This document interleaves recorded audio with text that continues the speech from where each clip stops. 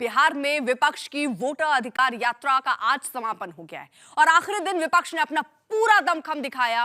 Voter अधिकार यात्रा के आखिरी दिन राहुल गांधी भी खूब बोले। उन्होंने कहा कि वोट चोरी के मुद्दे पर पहले उन्होंने एटम बम फोड़ा था, अब वो हाइड्रोजन बम फोड़ेंगे। राहुल के इस बयान से अब एक नया घमासान शुरू हो गया है।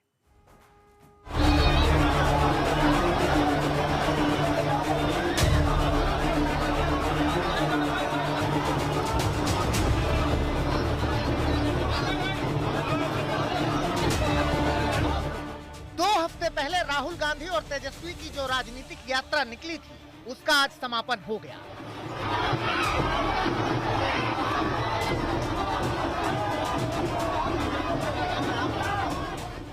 बिहार के 23 जिलों में कुल 1300 किलोमीटर की यात्रा 110 विधानसभा सीटों से गुजरी। उत्तर से दक्षिण तक, पूरब से पश्चिम तक के नेता बुलाए गए। कहीं तीन भाइयों की जोड़ी दिखाई गई, कहीं इंडिया गठबंधन की ताकत। रूलिंग पार्टी के साथ दो चार हाथ करने को तैयार है वो विपक्ष जो बिल्कुल नीरस सा नजर आ रहा था। प्रशांत किशोर लीड लेते हुए नजर आ रहे थे। सड़क की लड़ाई लड़ते हुए प्रशांत किशोर ज्यादा आगे थे। पिछले 15 दिन में ये डायनामिक्स बिहार में चेंज हुई हैं। एक तरीके से आक्रामक तेवर राहुल गांधी और तेजस्वी यादव के नजर आ रहे हैं। यूपी से अखिलेश यादव पहुंचे थे, दक्षिण से स्टालिन, पड़ोसी राज्य झारखंड से हेमंत सोरेन और भी अलग अलग दलों के नेताओं ने साथ मिलकर बिहार में राजनीतिक शक्ति प्रदर्शन किया और समापन हुआ तो यात्रा का हासिल निकला हाइड्रोजन बम।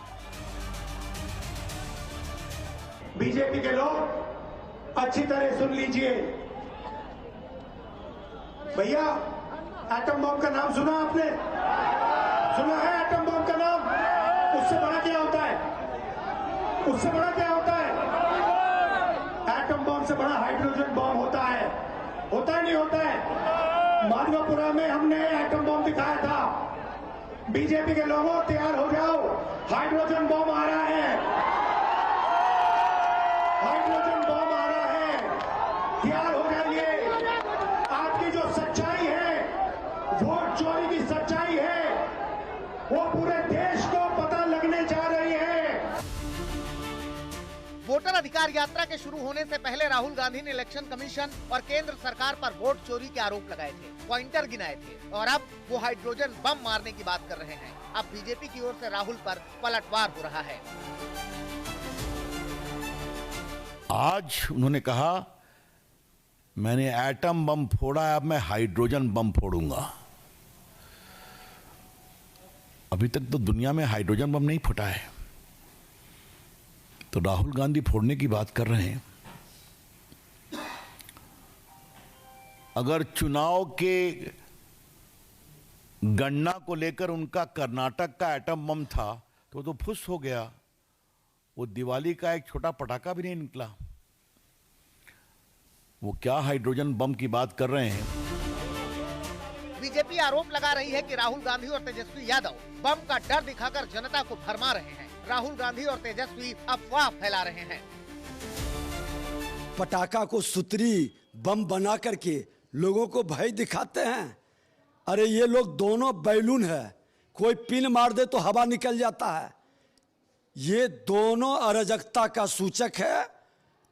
परिवारवाद के राजनीतिक जमींदारी को जागीर समझ लिया है और जनता को भ्रमित करता है। ये पूरी तरह से लोकतंत्र का हत्यारा, संविधान में विधान की चोरी करने वाला और पूरे देश के अंदर पिछले बार संविधान खतरे में कह के भ्रम और अफवाह फैला करके सत्ता तक पहुंचने का खेल खेलने का प्रयास किया। अरे धन्य देश के प्रधानमंत्री नरेंद्र मोदी जी जो भारत के मान सम्मान स्वाभिमान को बढ़ाया। ये दोनों तो जोकर है, नौटंकी करता है। लालू जी के संगति में दोनों पूरा प्रशिक्षण प्राप्त किया है। पूरी यात्रा के दौरान राहुल गांधी आरोप लगाते रहे कि बीजेपी वोट चोरी करना चाहती है, मगर विपक्ष इस बार बिहार में वोट चोरी नहीं होने देगा। उन्होंने वोट चोरी को लेकर एक नारा भी दिया। वोट चोर क्या? प्रधानमंत्री जी वोट चोर क्या कर रहे हैं? क्या कर रहे हैं? वोट चोरी कर रहे हैं। एक नया नारा चला है बिहार में, वोट चोर गद्दी छोड़। इसको प्ले कीजिए आप, लोगों को बहुत अच्छा लग रहा है। वहां भी बोल रहे हैं लोग, चाइना में भी लोग बोल रहे हैं वोट चोर गद्दी छोड़, अमेरिका में भी बोल रहे हैं। मगर ये जनतंत्र है, गद्दी मर्जी से ना तो मिलती है और ना ही छोड़ी जाती है। तरीका दो ही है, पहला चुनाव, दूसरा इमरजेंसी। फिलहाल कांग्रेस में इमरजेंसी लगाने की वक्त नहीं है और चुनाव पर अब राहुल को भरोसा रहा नहीं।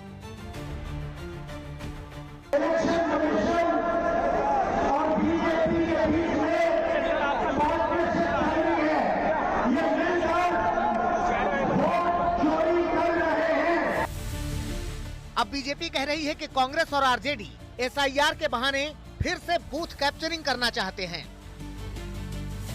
पूरे चुनाव आयोग और वोटर के लिस्ट पर जो घमासान छिड़ा हुआ है, इसके बीच में दो मूल बिंदु हैं।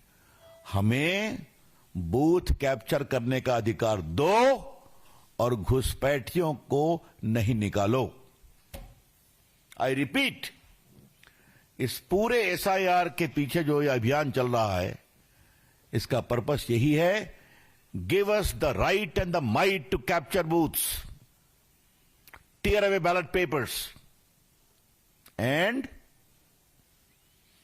इन्फिल्ट्रेटर्स को वोट देने दो। तो ये अब नहीं चलेगा। इस यात्रा से कांग्रेस को बिहार में अपनी ताकत दिखाने का मौका मिला, चुनाव से पहले कार्यकर्ताओं में जान फूंकने का मौका मिला और तेजस्वी के सामने सीट बार्गेनिंग की ताकत मिली। एनडीए ने भी मोदी को गाली का मुद्दा खोज ही लिया। बचे रहे तेजस्वी, जिनका नाम एक बार भी राहुल ने बतौर सीएम कैंडिडेट नहीं लिया। आखिर में तेजस्वी यादव ने खुद को ही असली सीएम कैंडिडेट बताना शुरू कर दिया। पहले आरा में, फिर पटना में राहुल के मंच से तेजस्वी ने खुद को असली सीएम कैंडिडेट बता दिया। तेजस्वी आगे आगे और ये सरकार पीछे पीछे, इसलिए आप लोगों को तय करना है कि आपको डुप्लीकेट सीएम चाहिए कि ओरिजिनल सीएम चाहिए।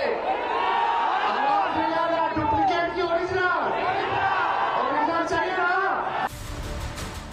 दरअसल जानकार मानते हैं कि चुनाव आयोग के स्पेशल इंटेंसिव रिवीजन विरोध के बहाने कांग्रेस ने आरजेडी को वोट चोरी के सियासी मुद्दे में बहला लिया और वोटर अधिकार यात्रा का प्लान कुछ ऐसा बना कि कांग्रेस ने दक्षिण बिहार से लेकर पूर्वी बिहार होते हुए उत्तर बिहार और मिथिलांचल होते हुए जिन 110 विधानसभा सीटों में से ये यात्रा प्लान की थी, उसमें 80 सीटों पर फिलहाल एनडीए और 30 सीटों पर इंडिया गठबंधन काबिज है। ऐसे में कांग्रेस ने इन सभी यात्रा रूट की सीट पर अपनी ताकत दिखा भी दी, खुद को मजबूत भी किया और अब आने वाले चुनाव में इन सीटों पर दावा भी ठोक सकते हैं। शशि भूषण और मौसमी सिंह के साथ रोहित सिंह, पटना, आज तक।